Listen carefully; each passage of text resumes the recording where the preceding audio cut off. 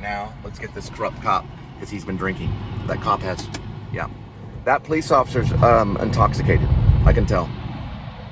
We're gonna get we're basically, what we're gonna do, first we're gonna get the proof that we need that the police officer's intoxicated. We're gonna try to get a number, but we can't really see it. He's speeding right now.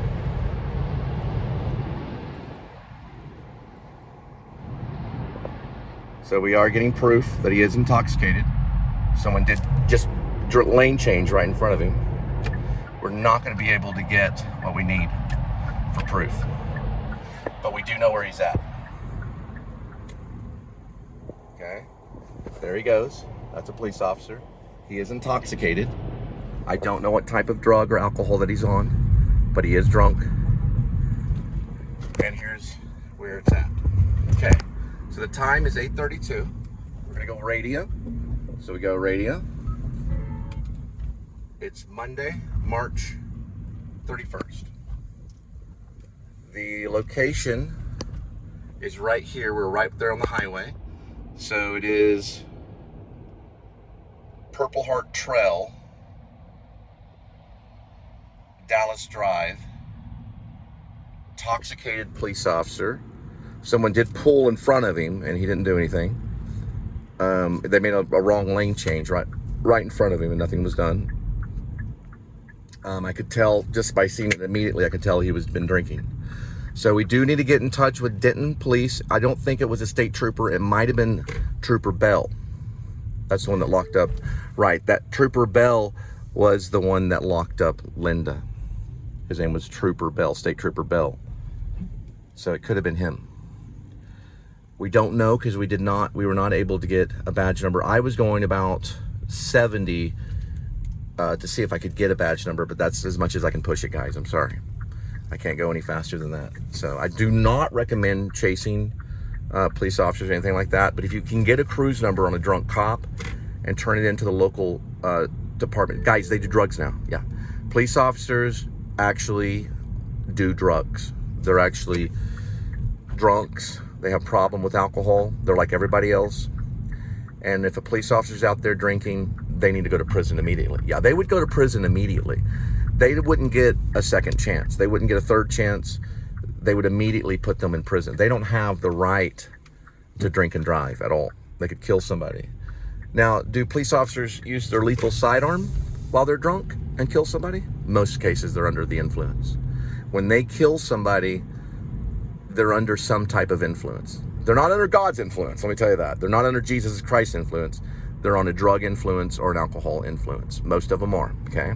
And many of them, plus that officer that we saw, do drive drunk, okay? So that officer does need to go to jail tonight if we can get the information. It happened, I don't know, maybe about a minute ago, so 8:33 probably, right around there off Purple Heart Trail. Okay, so we do need to lock him up and make sure that police officer does go to jail. All right, so we need to get these guys off the street. It's very, very important. If we don't, we could be in danger.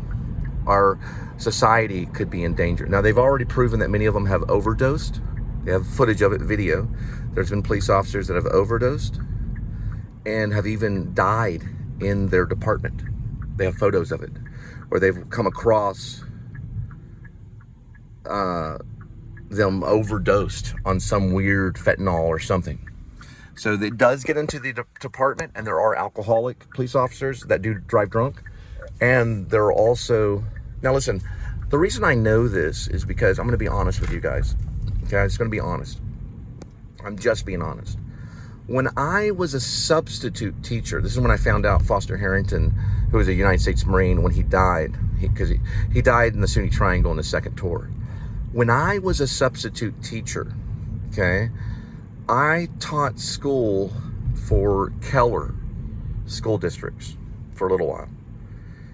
I went in one day, and this is when my first wife left me. I couldn't take the pain. That was when Sarah left. Yeah, when Sarah Lopiccolo left. I couldn't take the pain of her leaving. I would go to the liquor store or whatever. I get a whole thing of vodka. I'm not lying to you guys. And I would drink probably about a big large cupful of vodka, and that would put me asleep. Now, one time I drank probably a half a pint of vodka and fell asleep. It may have been more than that. And I woke up drunk. I was drunk when I woke up. I was wobbling as I went to my, my car, and I could not drive straight very well all the way to school. It was very difficult for me to get there. When I stood before the classroom, I could stand, but the room was dizzy. Things were still spinning. Now, I hadn't drunk since I went to bed, but I woke up drunk. So I was hungover horribly bad. That's still drunk. Hungover is still drunk. And I taught the class that day, and then I left early. So what happened was I ran into a lady named Lori Ann. She was a girlfriend of mine when Foster and I knew each other when we were 12. We hung out when we were 12 and stuff. Your best friends you always have when you're 12. And I saw her there at the school. She was working at one of the counters. I guess she was like a secretary or something for the school. And she goes, "Do you remember me?" And I said, "You look familiar." She goes, "I'm Lori Ann."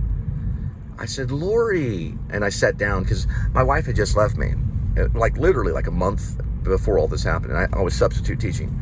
She said, "Did you hear about Foster?" And I said, "No, I didn't hear." He goes, Lori Ann says, she told me, she goes, "He died." I said, well, what happened?" She goes, "I don't know the details, but he didn't make it back from his second tour. He's dead now." And I just kind of got up and walked back to the classroom, and I remember I was overcome with emotion, so I just walked out. Now, I did come back.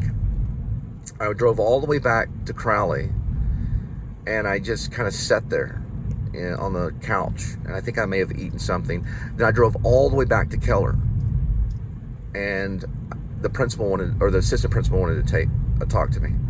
So she said, "We heard that you left the school. You left, and you didn't come back till 3 subjects later." Because I finished up teaching that day. I left for about 3 hours. I did not tell her about Foster.